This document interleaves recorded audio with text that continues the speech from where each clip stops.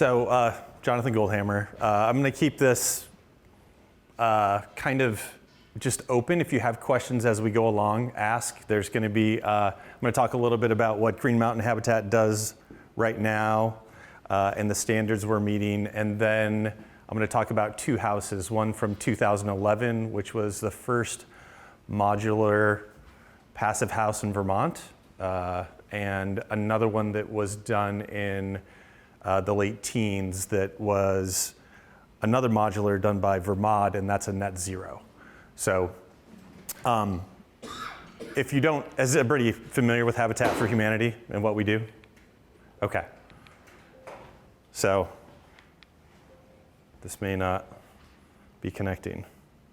So that's Green Mountain Habitat is in northwestern Vermont. So we're serving Chittenden, Lamoille, Franklin, and Grand Isle counties. There's been about 170 families put in homes over the last 40 years. So we've done a lot in the communities up there. We mainly used to build in Chittenden County, but with land being what it is, both the cost of it and the amount of it that is residential that's left, now we're moving on to help other counties be able to build.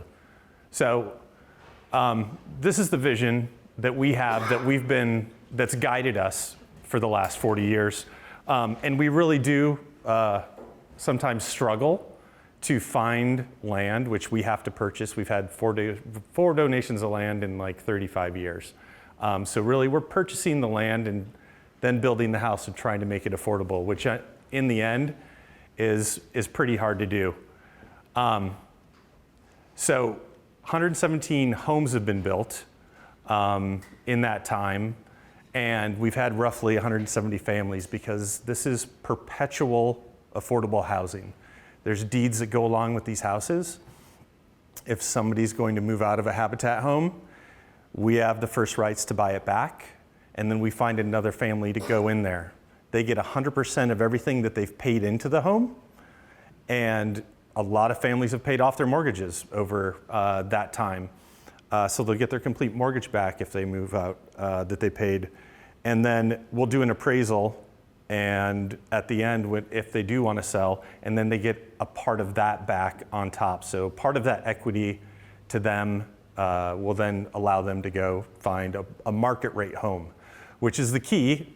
We're trying to help people find a way to get out of poverty housing and really find it affordable housing, but then get to market rate. And I can talk about, I'm not going to go into the families so much, but I can talk about those if you guys do have questions on that. I think we'll have extra time since it's a small crowd. So we wouldn't be able to do it without the partnerships. Efficiency Vermont, VIC, VHCB.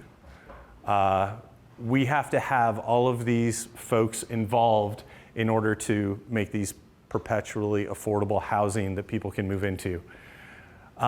Habitat home buyers, they're homeowners, they're home buyers. They put in 200 hours each adult. So usually if it's, sometimes there's 3 adults moving in to a Habitat home. So that's be 600 hours of sweat equity. And that's them building their house, they're learning about their house. And if somebody does move into a Habitat home, let's say after somebody moves out, then they're going to do sweat equity on another person's home. So they're going to have to learn all about building on that person's home and about how that home works. Champlain Housing Trust is a huge partner with us now. When the mortgage, in 2008, when there was the collapse and a lot of mortgage changes happened, nonprofits have to have a mortgage signer. So at that time, Green Mountain Habitat was doing 0% mortgages for all of their homes to their home buyers. And we managed all of that. After 2008, you had to have somebody on staff that was a qualified mortgage originator. And so with that, usually banks only had those folks. We decided to pair with Champlain Housing Trust because they had those people on staff and could help us. They also have a great program for learning how to get into a mortgage and financial assistance and developing your own financial security with your expenses you have in a house. So they do a great program there for getting people ready to own a home. And what all that does in the end is really set the ground for having the perpetually affordable housing that I talked about. So some may know that the standards are just changing in Vermont they called them 2.0 and now they're 3.0. Efficiency standards are always going to change. There's always going to be lots of things that are going to get better. A lot of houses that are being built market rate right now by builders that are on the larger side are meeting these standards. We've been close to meeting these standards for close to 15 years. We've been reaching the 2.0 standards, but having the continuous slab at R20, we've been doing that. R10 if you don't have radiant, but we go 20 just because it's better to have that down below, and it's only a little bit more expense with it. The foundation walls, a continuous R20. A lot of our homes, we're going to start 2 duplexes, one in St. Albans and one in Essex, and both of those we're going to use the insulated concrete forms, so we're gaining that R value on the inside and out. Ceiling insulation, R20 attic. We mostly hit that, but there are some homes where, depending upon the type of vent system, which I'll kind of go into later in another slide with a home, sometimes you're getting into hot and cold roofs, and depending on what we're doing, there has been R60, R50 attics, sometimes R90. So I talked about those partnerships. One thing that you may not know is the Green Mountain Habitat does own 3 restores that there's the one in Wilson on Essex Road, there's one in Milton, and then one in Swanton. Local donors donate stuff to those stores, and then those items are sold, and that generates revenue. So those stores actually produce enough revenue to build about 2 housing units a year. So they used to be about 4 years ago, they were making enough to build 3 or 4 housing units a year, but with the cost of everything going up, we're seeing that dramatically drop right now. Not to mention, I'll get into that later, but with the volatility right now in all of the supply chains, the tariffs and things like that, we used to put a 30% kind of contingency fund in place for each home, and that's being wiped out.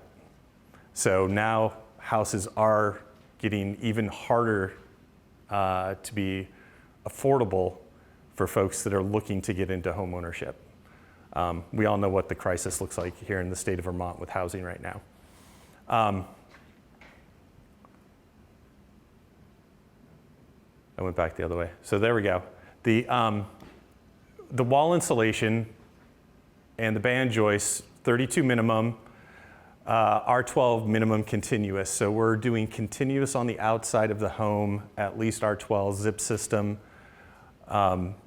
We're doing the zip sheathing, everything taped. Sometimes we're adding more rigid insulation on the outside of that, depending on the home. So we're always making sure that we have that thermal barrier set. And one of the big pieces is, with these new standards, if you go to this zip system and you're having that continuous rigid insulation on the outside, then you no longer need that vapor barrier retarder on the inside, which we were doing in all of our homes. So that actually brings down the cost a little bit with having to prime everything in that vapor retarder before you're going to paint. So most people are doing this automatically, you know, the Energy Star appliances, lighting, heating, low flow water. Going to heat pump water heaters, that's been new in the last couple years that we've been going to that. I'll speak a little bit to, since we build in Burlington and South Burlington, those 2 municipalities are changing dramatically. They want everybody to go all electric. They want no fossil fuel going into the houses, so no oil is allowed, no natural gas is allowed, propane.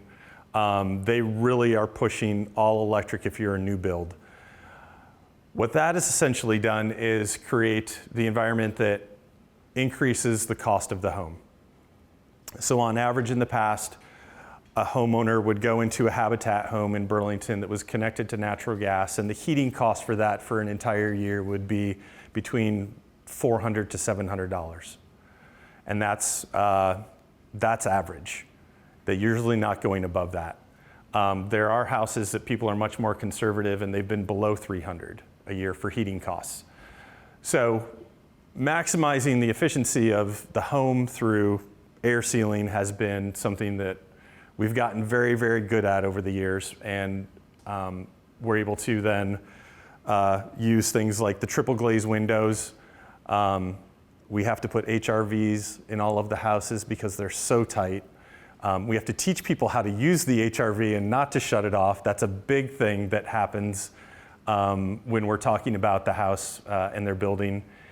And then all venting in the conditioned space is a big requirement. We've been doing that for years, though, because we don't want any condensation happening in any of that venting. I'm going fast, but ask questions. Anything yet on any of these efficiency standards?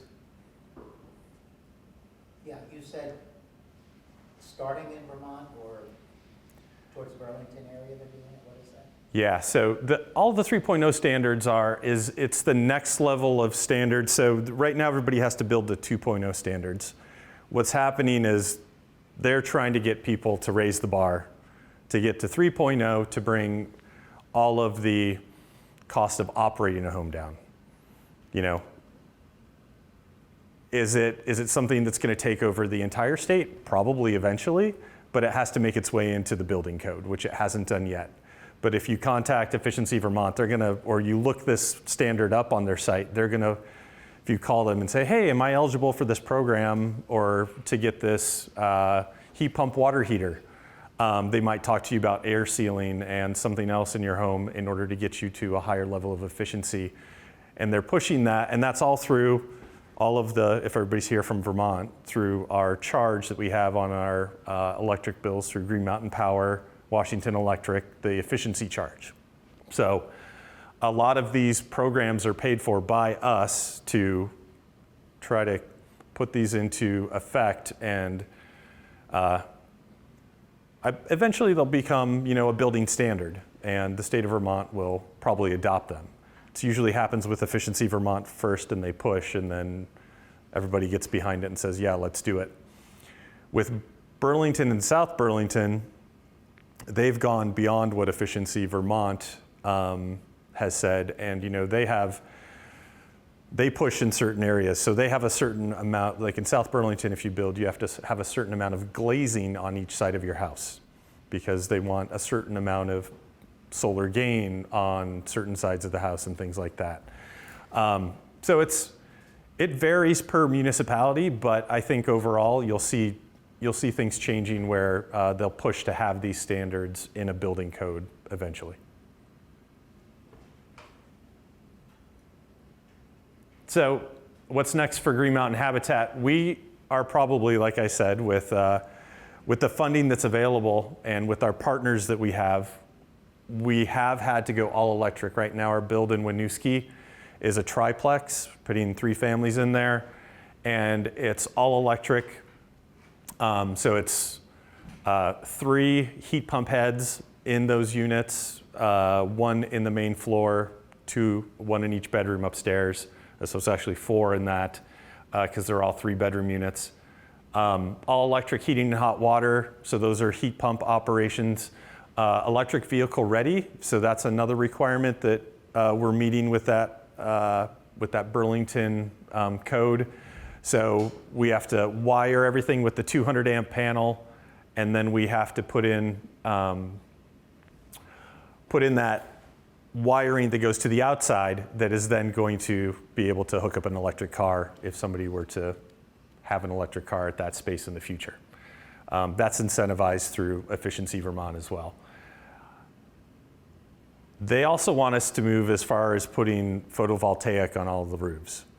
We're not there yet. That's a cost that in the long run for a homeowner, can they afford that, being that they're coming out of a situation where they're trying to get on their feet, and is that photovoltaic going to help them or not? You'll see in the house model of the one in Charlotte that with solar hot water and solar photovoltaic, that was able to bring the cost down for that homeowner, all three of those homeowners, and it worked out very well. With municipalities, it's a little bit harder with the credits and everything, and to work our way through that, and we're not quite sure if somebody that's living in an affordable home is going to be able to replace those photovoltaic panels, eventually. It could be something that we look at in the future, but for right now, it's an unknown.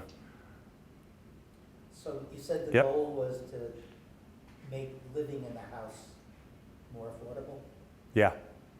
but the cost to make that will never be made up. So, but they're not absorbing the whole cost. So that's the great thing about a Habitat home.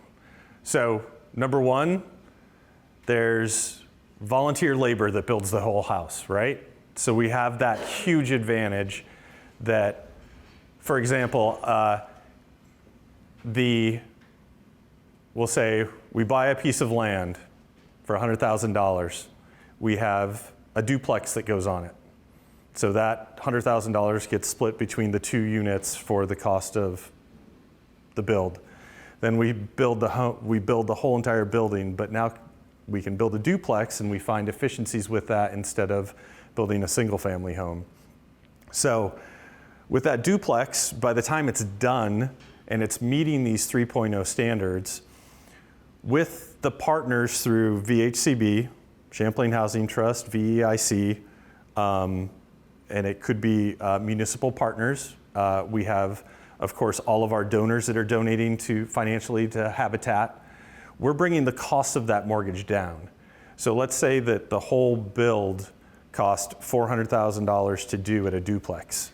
We might be able to get the cost of that home down to about $150,000 to $175,000 per unit. Depends on incentives. I've seen 2 years ago it was as low as $125,000. But in this type of climate where building materials continue to climb in cost, and now I was talking with FW Webb the other day. Essentially, all of the heat pumps and everything that are purchased through our plumbing contractors they're already, the ones that they have there, those have already gone up 12%. The ones that they've ordered are at 28%. So the affordability is a huge piece. How do we bring that cost down? And the perpetually affording housing for habitats is a little bit different in every county because an affiliate can operate under one area, and Washington County has its own affiliate. We're operating in the 4 counties in the Northwest. What happens is all of the money that's paid into these mortgages is then rolled back into more houses. So every payment that comes in goes back into more houses. So pairing with CHT, what we can do is we can essentially build the home, we can put a family into it, and let's say it's the example of somebody moves on out of that house. We can sell that home to CHT, have it be perpetually affordable, and have that money from CHT paid to us, and then we're able to roll that directly back into another build. So all we're doing is we're taking capital and we're building it and building more houses. And that's why Green Mountain Habitat right now is moving from building 5 units to 10 a year, because we're really trying to take the swing of what the state has changed in the zoning regulations.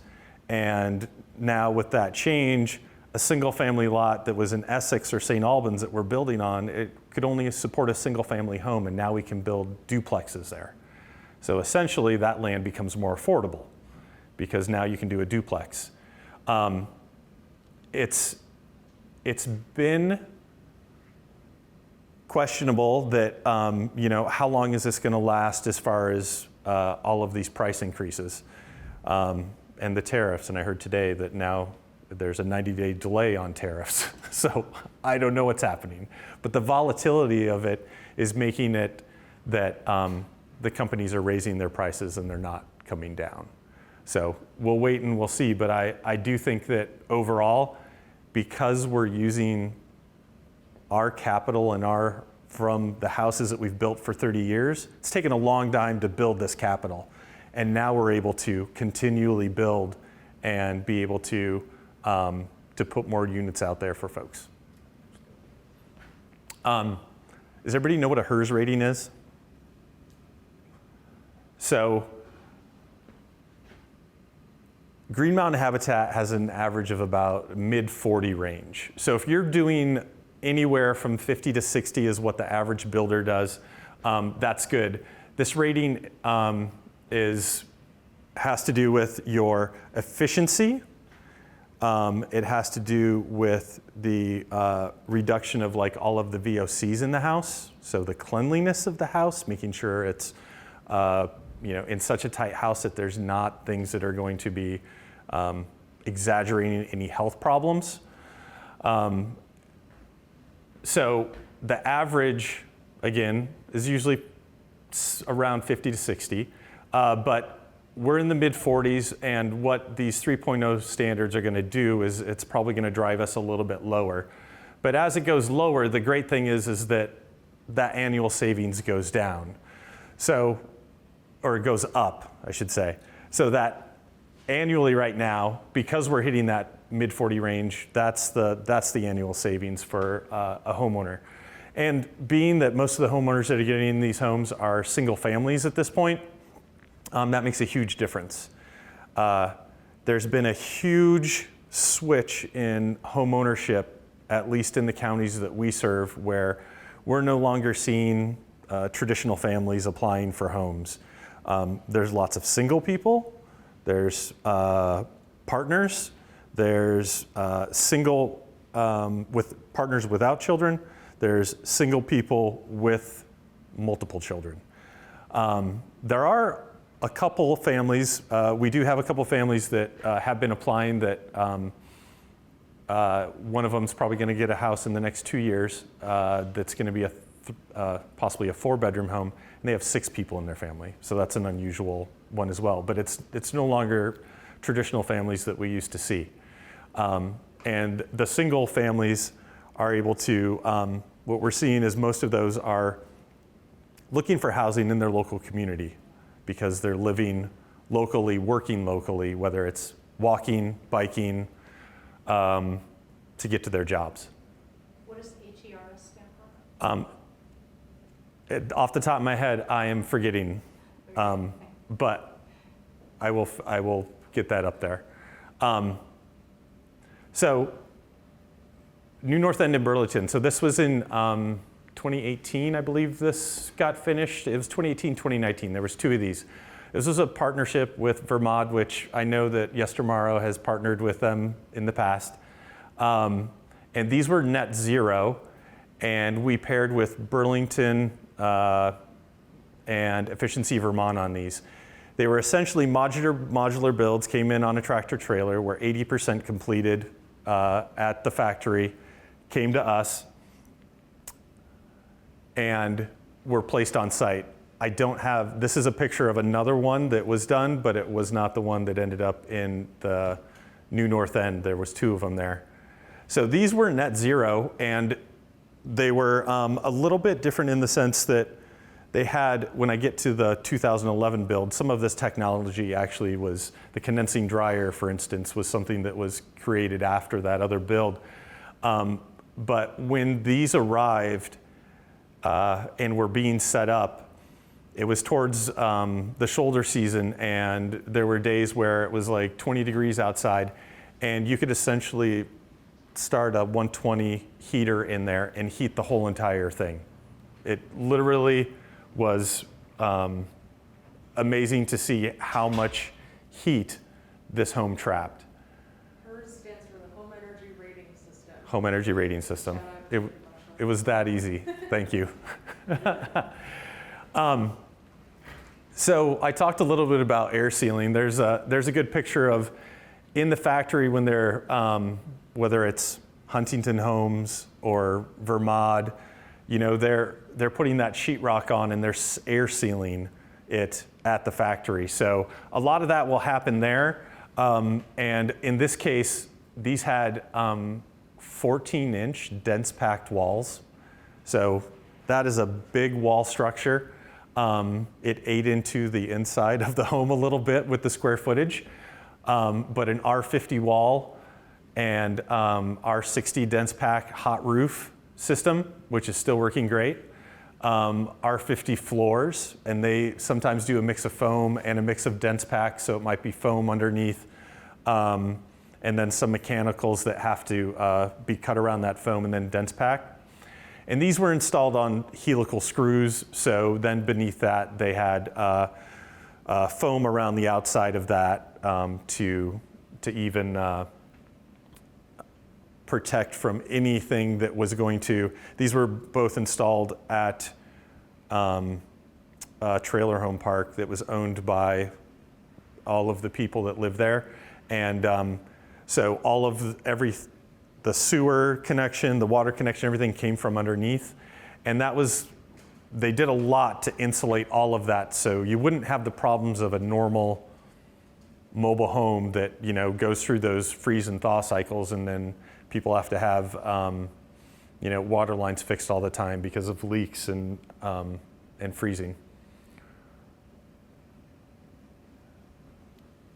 So at the time, this is pretty standard, except for it's a really neat air source heat pump that also measures everything in the home. It measures like pollen, it measures VOCs.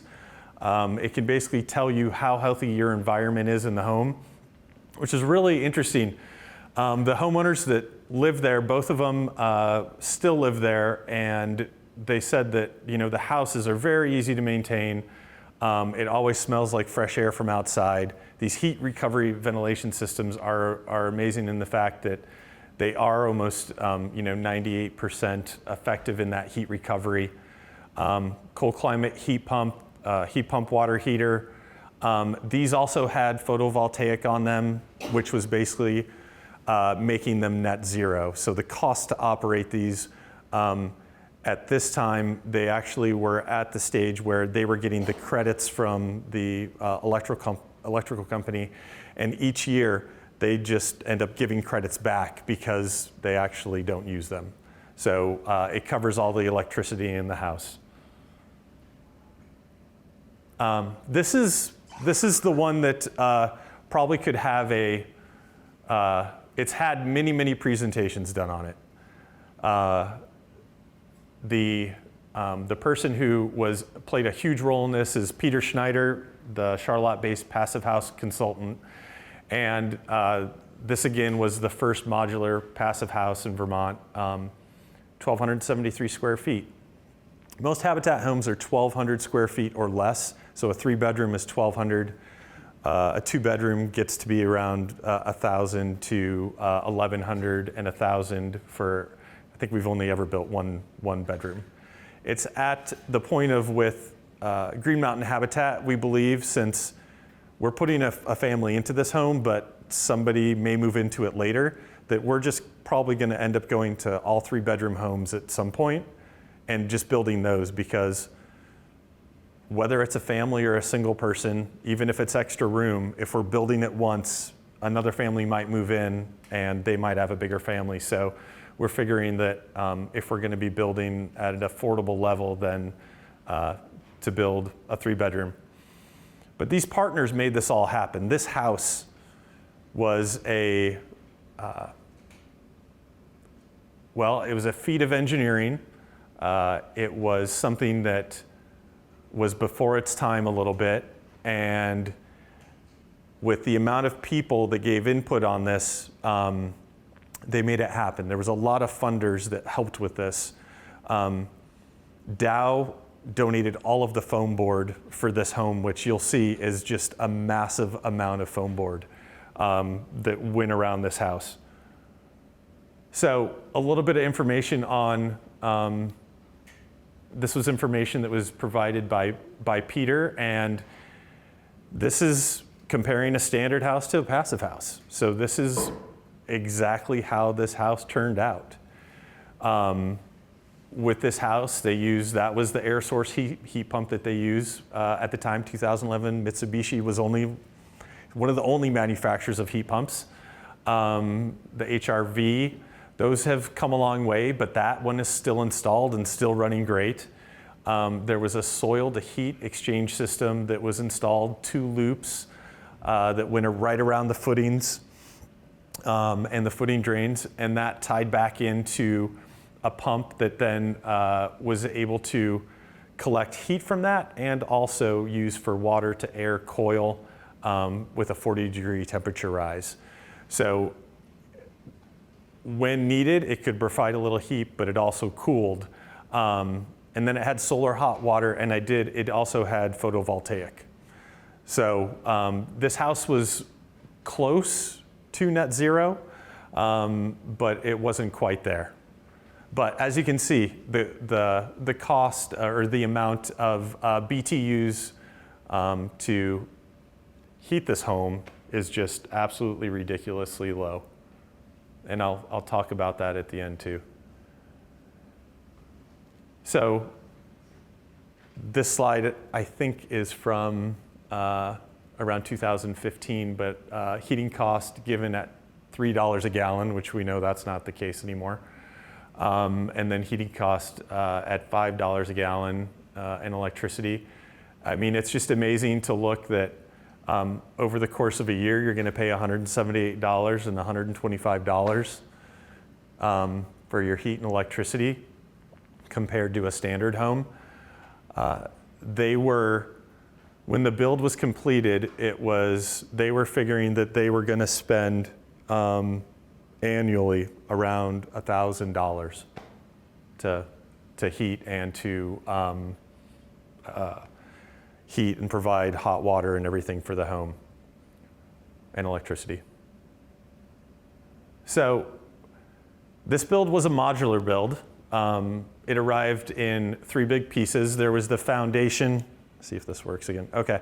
Foundation was put in, and then they brought in each section and put it on. The roofs were built in the factory as well.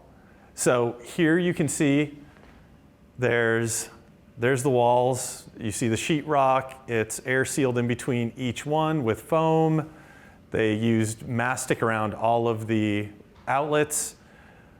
You can see this gigantic window buck, and you can start to see there's 1, 2, 3 layers of 2-inch foam. So the thermal break is this green right here, and that is going to be continuous throughout the whole entire build, and everything on the outside of that is then providing insulation. And this house was so dramatically tight when it was completed because of all of the foam board and tape on the outside of it. Why wouldn't you air seal on the exterior sheathing instead of waiting for the air to be able to get into the wall cavity to the gypboard? So if you have your heat recovery ventilation system on the outside, you're pushing air on the inside of your house all the time, and you're sucking air all the time. So if you're pushing and sucking air all the time, if you don't air seal on your wall seams, which those get taped and mudded and taped, but your outlets on a lot of houses, like that one picture that I showed, there'll be another one upcoming, where foaming all of those, all of the outlets and everything, there's tons of air that moves through there, a ton. And so if you're not doing air sealing from the inside to the thermal break, then you could have an area where you just have leakage. And So you're worried about leakage from the inside yeah, into the wall cavity, not from exterior air coming into the wall. yeah. Well, yeah. I mean, there could be both, but It yeah, looks like you're doing both. Right. yeah, Tape on the green is yeah. the sheeting as well. Yeah, and every seam after these let's see if this is the next one. So they came in on a tractor trailer. They got staged right over the foundation, and then they dropped them in place. So they had, they added the Thermax foam on the outside here, and I'll have some architectural drawings coming up here soon to show you where everything is. And then they were doing all the foam on the outside of that, and then strapping. They had to take, because it had the 6 inches of foam, they would hold the foam board up, and then they would have to use timber locks to try to find a stud, which with the volunteer labor, I heard from a couple people that were there that it was an extremely long, arduous process, and the amount of timber leg screws that they used was just, it was insane. It was something like 75 to 100 boxes, and they thought that was enough, and then they had to get more, and it was pretty tough. But the second piece went in, and then the third piece went in. So that's kind of what it looked like. And you can see the roof is folded down right now. This one they got up. There it is going up. This is the same type of hinge system that I think Huntington Homes uses. The Lamoille County Tech Center, for the houses that they build in their shop that get shipped out to home sites. They're using that same system where there's a giant screw in each one of those that holds it, and they pull it up when it gets to site, and then they do all of their air sealing and everything that needs to happen there.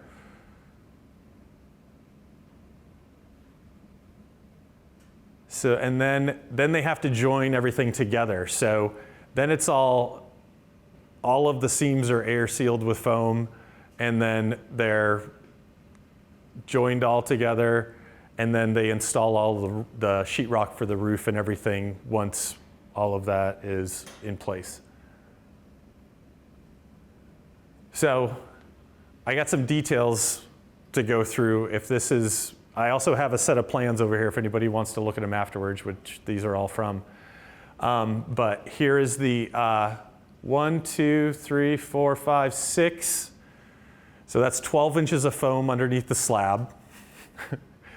There is, with this, I think that this is the, R76 under that slab, the point of diminishing returns was met. That was probably being this was built in 2011, I don't know many people that would do that now. I think if you were to go 3, I know when I built my house in 2008, I used 2, so I had 4 inches underneath my slab, and I had radiant in that. This was really to make sure that there was no heat loss through the basements whatsoever. And you can see that continuous foam on the outside went all the way around underneath the footing, and then back up, and then foam board on the inside. So there was no spot in there at all for a thermal break. So R38 exterior basement walls, R26 interior.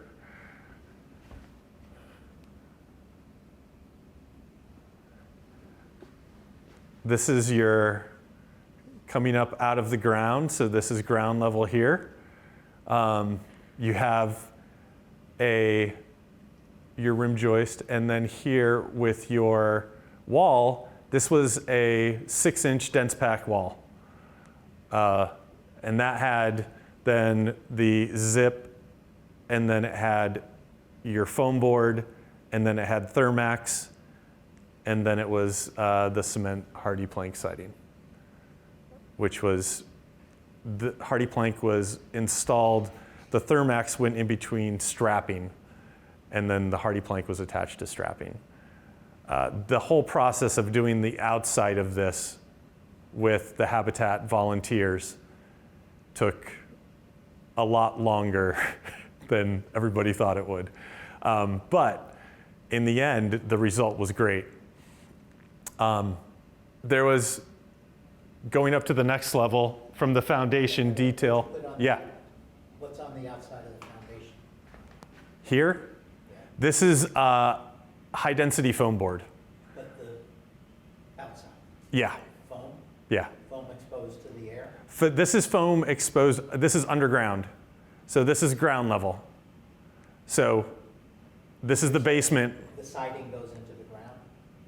The siding goes right here. Well, that's roughly ground level. The siding doesn't go into the ground, but Then what's this, I see an. you're gonna see a picture. Okay. Yeah. It actually is very close, very, very close to the ground.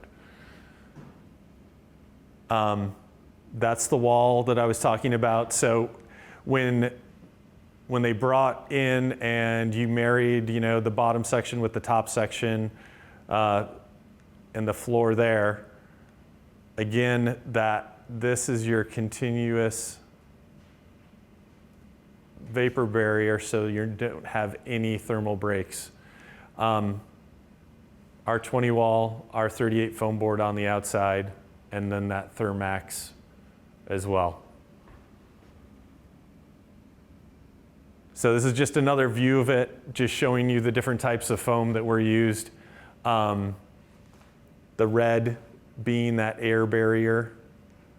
You can kind of see a little bit more detail here coming off the foundation where the foam, that's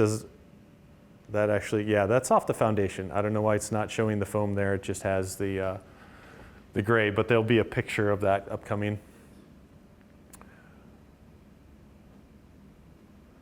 So this is what the walls look like. So you have your sheetrock on the inside, and then you had dense pack cellulose in the cavity. They foamed wherever they had to foam, where pieces came together, and then the dense pack went in. All the outlets and everything were foamed. There's your zip strip, and then the 3 layers of foam on the outside, the strapping, and then the Thermax went in between there. So that's a little bit bigger than a 12-inch wall, but it's roughly a 12-inch wall, and then you add on the strapping and the siding there.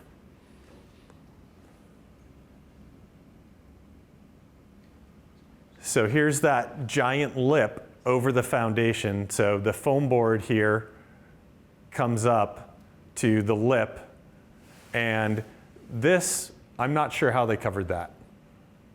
It was before my time. I'm guessing that they probably used some sort of masonry stucco.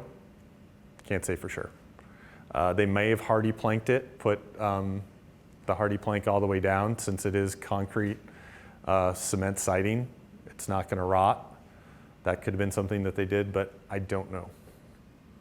I thought that had the detail on it.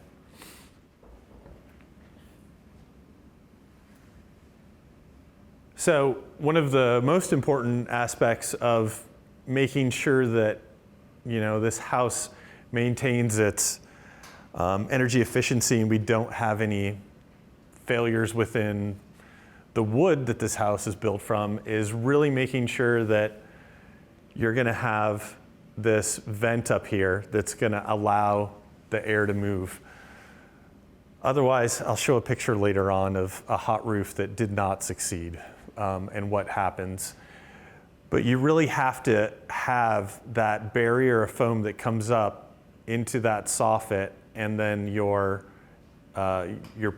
thermal break ending all the way up where cool air ends up hitting. So that's a little bit more of the detail there. This is all cellulose for that R90 attic, with that vent to the soffit right there. Really important to have that house breathe at that level. One of the things that in the design of this, making sure that this was going to work, there's 3 passive houses done on this site. This was the one that was the deepest of all of the energy ones that they did. The other ones had R60 attics, and one of them had a hot roof. This is a window here that was added to the north side of the house in the architectural detail. What I was told by my CEO, he said, just to add that small window in that bathroom on the north side of the house, they had to increase the R value by 12 in the attic. Because in a passive home, you have to meet certain criteria in order to pass as a passive and a passive solar home. So when they decided to add this in, it took 3 weeks for them to redesign the house in order for it to meet the standards again.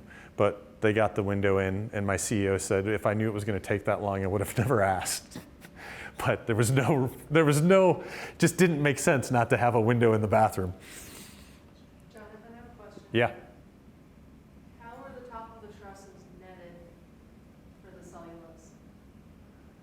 So this was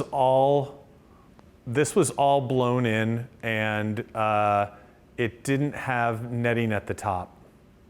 So all of the whole attic space was blown in, and everything up there was completely air sealed before. So in another one, which I'll show a failure picture, that one you can see material that was used. So the top of the truss was air sealed? So remember, this is a vent all the way up here to cold air space. So this is all R90 cellulose that's. But what about between the cellulose and the vent? What kept the cellulose from going into the vent? Oh, that vent? Yeah, the detail of that, I'm not positive what type of vent they use there. I doubt it was a foam one. I bet you it was custom built for the house. It was probably made out of either Luan or a sheathing in order for it to hold back all of the cellulose in order, those little pink foam ones by Owens Corning don't stack up to the amount of insulation that went there.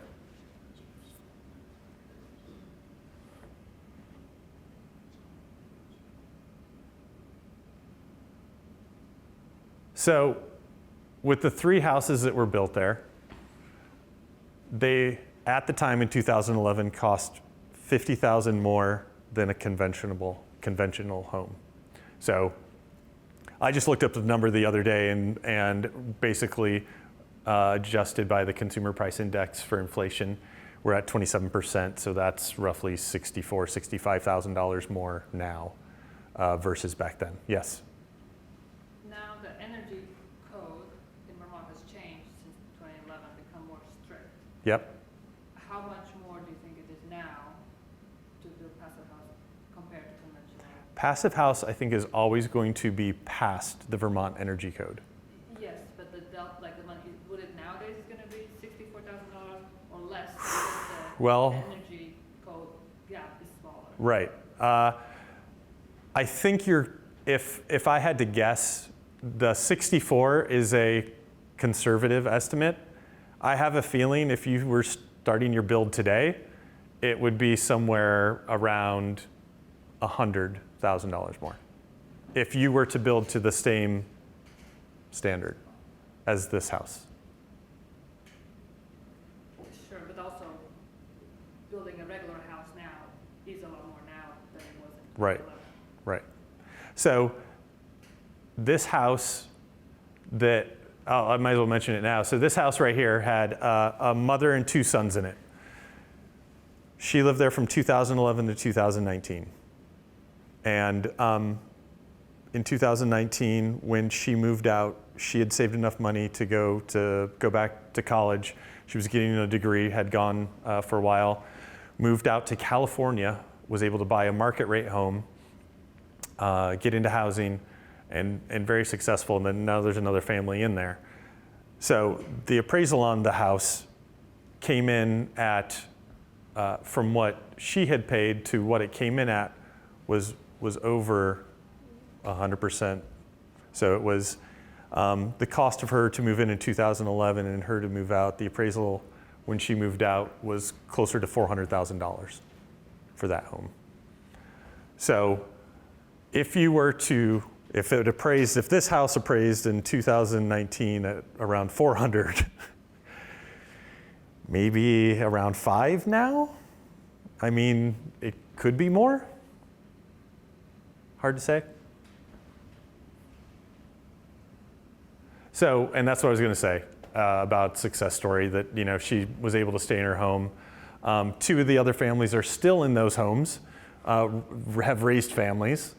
Kids have moved on to go to college because they were able to have a clean, safe home to grow up in that was affordable, and their parents could save money and put them through college. So I think that's one of the biggest pieces that, you know, drives me to the mission, is seeing the success of the homeowners over time and being able to see them succeed. I'm gonna go to, that's me, but I'm gonna go to this. This is a hot roof, and what you can see here is a start of a roof failure. And so in this case, what happened was the contractor that blew in the cellulose was supposed to dense pack those cavities. Those cavities were supposed to be ultra tight, and they ended up not being tight in certain spots.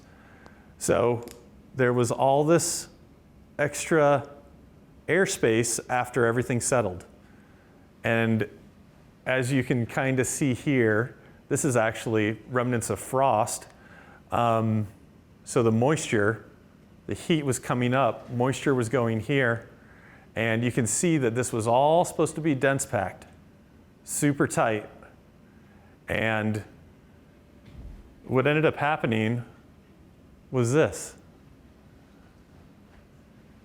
Failure of all the sheathing because condensation and moisture. They lost 4 inches because the contractor had not dense packed these cavities correctly. So this material here was the netting that they used. I'm not sure what it was, but it's something that was recommended for this build. So I would say overall, I don't know, is everybody familiar with a cold roof? What a cold roof is versus a hot roof? So a cold roof, essentially, let's say that you have this roof built and you've dense packed it all the way up to here and it's tight. Then essentially, maybe this isn't shingles, it's tar paper, some grease paper, and your building envelope paper, and then you're gonna put down 2x4s or some sort of strapping there, and that's gonna carry all the way down, and then you're gonna put a layer of sheathing on top of that, and then you're gonna put your roof shingles on top of that. So there is that area where if moisture were ever to, that heat seeps out, it seeps out and it goes to that layer in between and it goes out on your roof. So, excuse me. I built my house here in Waitsfield in 2008. Alsa's post and beam, it's a post and beam structure, built it for us. And I was the GC for the whole project. We had insulated concrete forms, the timber frame, SIPS panels walls, super tight. And once those panels went on to the top of the timber frame for the roof, which were 14 inches thick, that itself, when it's all there, is enough foam probably that it's a hot roof anyways, but it's efficient enough that the level of heat going out through it is not going to be that much. But the recommendation at that point is, because you essentially have a hot roof and you could have air leakage at one time or another, that what you should do is you should strap it. We put down tar paper, we strapped it, and then we put down sheathing, and then we have a metal roof on top of that. So that, we've had no problems whatsoever with that.